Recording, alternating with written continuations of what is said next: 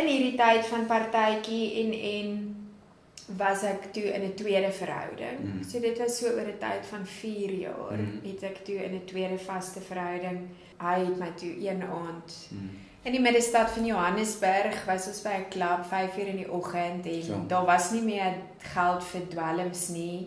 Hy het heroïne toe aan hom gehad en dit vir my aangebied en gesê hier is wat ons nog het vir die res van die aand en ek kon nie nee sê nie, weer eens ja gesê vir dit en onmiddellik het al die ander middels weggeval. Ja, I found it. Yes.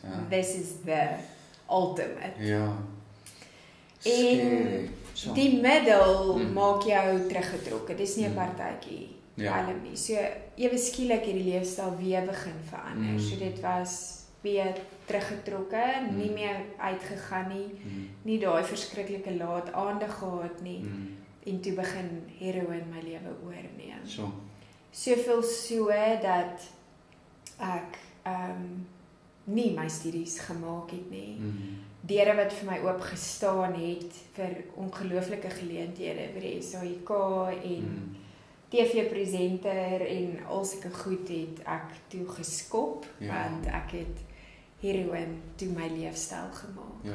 In kort oor 'n tydperk van 4 jaar was ek in aktiewe verslawing en heroïne het totaal my lewe oorgeneem. Ek het verval in 'n kriminele leefstyl. Ek het alles wat ek gehad het, besit het, verpand of verkoop. Ek het bedrog gepleeg, ek het gesteel, ek het totaal en al was ek 'n krimineel. Ek het nie meer 'n plek vir my eie gehad nie, ek het geswerf.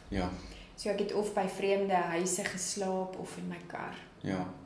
Die enigste besitting wat ek nooit van ontslaag geraak het, was my kar. Want dit was my connection met die dealers. Om net elke dag nog soontoe te kan gaan. Toe is ek aangegee as 'n vermiste persoon, want ek het heeltemal kontak verbreek met my ouers. Ek het ook onder 'n valse identiteit beweeg. So ek het my naam weggegooi. Dit is net die eerste keer dat ek dit eintlik besef is presies wat jy nou sê. Jy verkoop letterlik jou identiteit. Wie jy is, wie jy was. Wie God jou gemaak het om te wees.